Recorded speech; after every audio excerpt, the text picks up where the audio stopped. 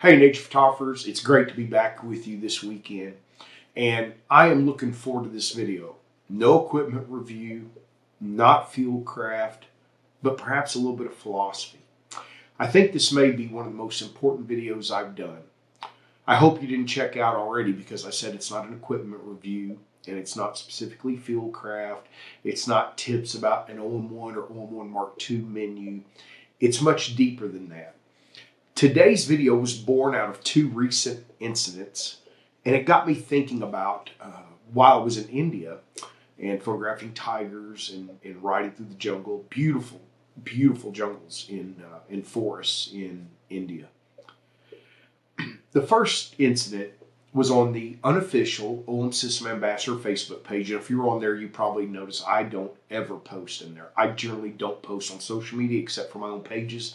I get tired of arguing with social media gurus who just sit on social media and never actually get out and photograph much. But a gentleman posted in there, and I guess I was feeling a bit ornery. And remember, I like to introduce myself as your generally friendly OM System Ambassador. I guess a part of it is I just get so tired of some of the nonsense I see in the world. And he posted this. He had Canon gear and went to OM System. And his post was expressing the fact that he had watched 4 hours or thereabouts of YouTube videos, and he was going to get rid of this OM System gear because he just couldn't figure it out. I'm sorry, my smart ass in this, I had to post and say, you're frustrated because you haven't mastered something in 4 hours? And I basically said, man, you're just being a fool. You don't master anything in 4 hours. See, here's one of the problems for us. We live in a world of Uber Eats. We live in a world of Amazon Prime, right? Get your order in a day, 2, sometimes in a few hours. We live in a world where we can binge watch our favorite TV shows and see everything we want in a day or 2.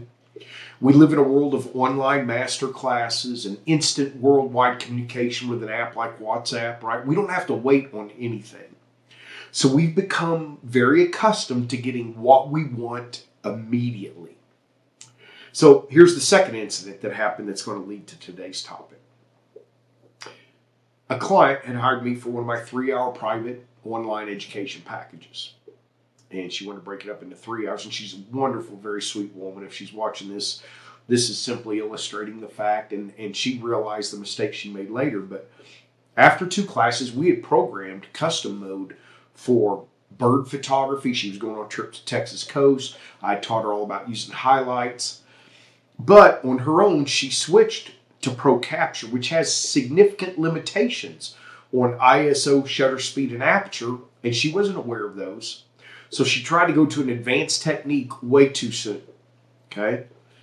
And so instead of working through the exposure process I taught her, she simply went in and unprogrammed everything we had done and put it into shutter priority, one of the top 2 worst settings on any camera for nature photography, and auto ISO, which is the worst setting for nature photography. So she undid everything that she had paid me to teach her to do, all in the pursuit of instant satisfaction. And as she said when she got back, she literally had to delete all of her images. And the frustration came about from changing to Pro Capture mode when you don't understand the limitations that drive mode inherently places on your camera. So, what is it I hope you take away? Well, today's video is a new part of our Stop It series. I'll be right back and tell you more. Hello, my name is Lee Hoy, and welcome to my YouTube channel, Lee Hoy Photography. I'm an OM System Ambassador, Senior Workshop Instructor for Wildside Nature Tours. I'm a workshop instructor for precision camera and video, and a contributing author for the Journal of Wildlife Photography. Okay, so today's video is a part of the Stop It series. And here's the phrase: stop looking for shortcuts to success. Stop looking for it. It's not there. There is too much of a belief, I believe largely due to social media, YouTube, that you can buy the same gear somebody else has, who has, say, 30 years of experience, and that if you have 2 years of experience or 4 years, that you can stand next to them and capture the exact same images they're going to capture. Now, I will say that I've had clients come to Panama with me and Chris McGinnis, another OM System ambassador, and within 3 days of never having used Flash, they're getting phenomenal shots with Flash. We're able to teach them and how to get some really nice shots. But they had us there guiding them along every step of the way, and they ended up getting some really good shots. I love that. I love seeing clients get great shots. But here's all too often how people think, hey, I'm going to do some landscape photography. I've got a great foreground. The sky sucks. I'm just going to do a sky replacement.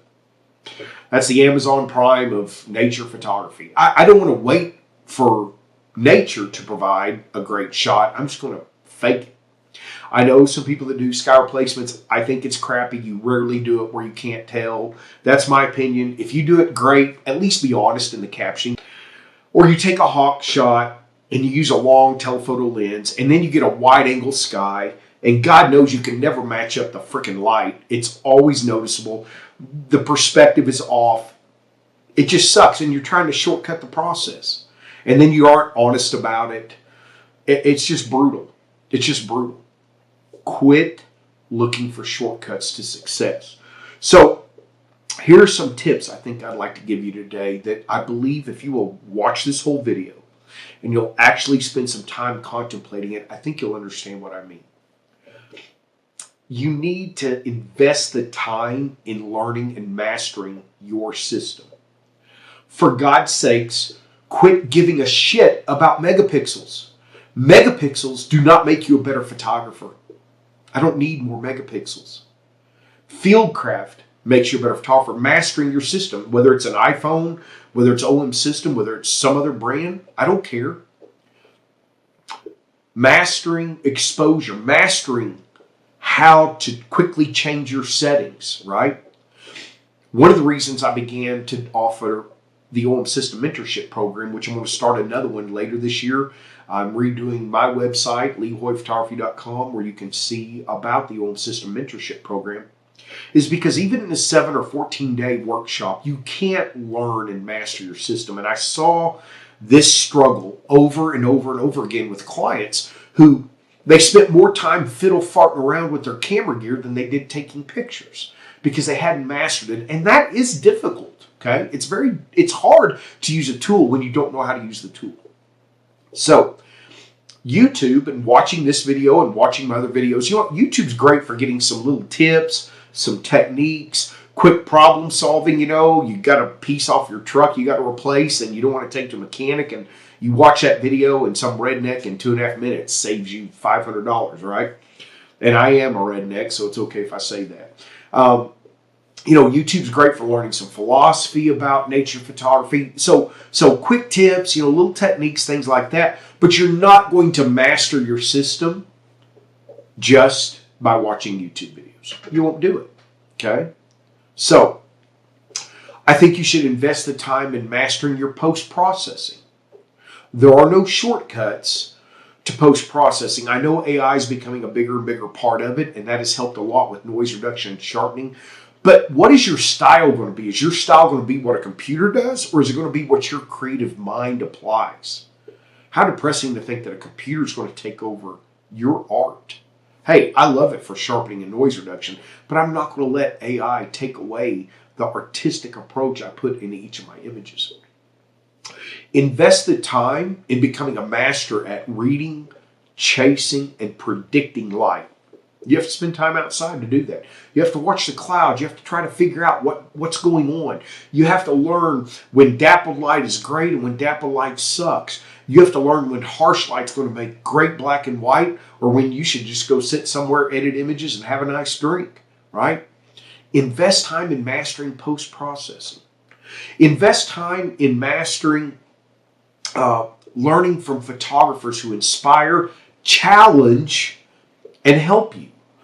Photographers who don't do all three of those things, if they're not challenging you to be better, if all they're doing is giving you an attaboy, grandma will do that shit. You don't need someone who's going to give you honest critique if all you're looking is an attaboy. I can critique every single image I have. I can find something I wish was a little different, no matter how much I love it. That's how I'm wired. Invest your time in learning fieldcraft and studying your subjects. What is your subject trying to tell you?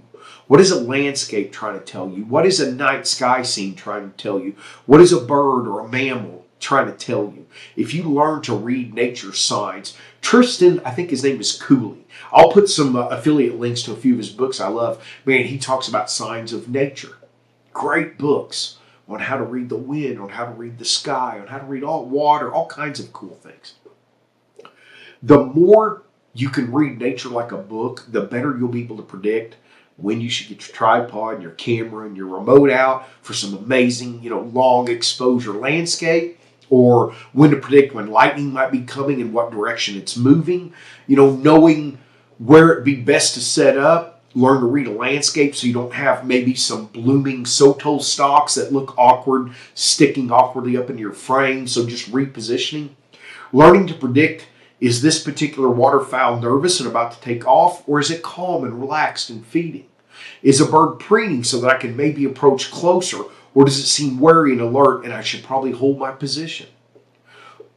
Invest time in that. Invest time in learning which macro subjects you can approach and really work a lot. Hey, you've got a particular beetle that is of a species that doesn't sit still a lot, and it's sitting still. Shoot, shoot, shoot. Or you start to kneel down and you see this insect's already jumpy and moving around a lot. Well, go look for a better subject, right? Invest your time in all of these different elements. There's many more things you can invest your time in. Invest your time in learning how to buy gear wisely. I want to do a video about that. I hope that every nature photographer realizes there's no shortcut to success. Every photographer who inspires and challenges me, man, Lisa Langell is in my mind one of the most creative photographers I've ever known. She's brilliant. I'm watching some videos from Joel Grimes. He does sky replacement. I hate that. He even does it in portraits, but I'm learning from him. I'm inspired by him, even though I might not do and appreciate some of the things he does, right? Joe Brady, another really, really great guy, good landscape, street photographer. John and Lisa Merrill, they are OM System ambassadors, and they do a lot more street photography. I love looking at their stuff. Nepal, Bhutan, all these other great areas that I haven't even been, I know there's a lot of the classic photographers. I actually often look more for inspiration from colleagues that I know a little better. That's just, Elise Bender. She is a Tamron ambassador. Like Lisa Langell, she's a Tamron image master, and Bender is a Tamron ambassador. Bender can photograph flowers in ways I can't. Now, if you put a bug on a flower, I'm all over it. But just a plain flower, I like fields of flowers. I like wide landscapes. I'm not much of a single flower. You know how you have just petals and these subtle beauty. So I get inspired by her, but that's not something I really pursue. It's not my passion, but her images inspire me to maybe think about other subjects like that. Okay? So all of us have somebody we can learn from or be inspired by. And the key phrase I want to say over and over again is invest your time. Money follows along with that. I often tell all my clients that photography is nothing but money and time first and foremost. So if you're one that you let your camera sit in your bag and then you pick it up and you go out maybe once every 3 or 4 months, don't be frustrated with yourself when your photography is not improving that much. That's going to be very tough to master something. The reason I'm developing the mentorship program, and I have part 1 done, I'll be working on part 2, which is fieldcraft, and part 3, which is post-processing, which I've already started recording some videos for, is because I saw the need for this. But, I charge less than a 7-day workshop, and you're going to get a lot more out of it. Think about, what does it mean to really invest your time? Throughout my life, regardless of my career, regardless of my personal status, all these things, the mentors in my life taught me the most. Clint Anderson, who used to be a lead trainer for Devon Oil Company, he helped mentor me when I was starting a church, and Clint taught me about leading self, leading teams, leading organizations. Some of the most powerful self-discovery I've ever had came about through his mentorship program and his influence and his friendship. That took years for me to grow in leading teams, leading self, leading organizations. It's not an overnight process. You'll have some aha moments and you'll see your nature photography take a leap ahead, This is some recent discoveries about ISO and live highlight alerts. Wow, boom, makes it even easier to get to a perfect exposed to the right image so that I have something to start with for post-processing.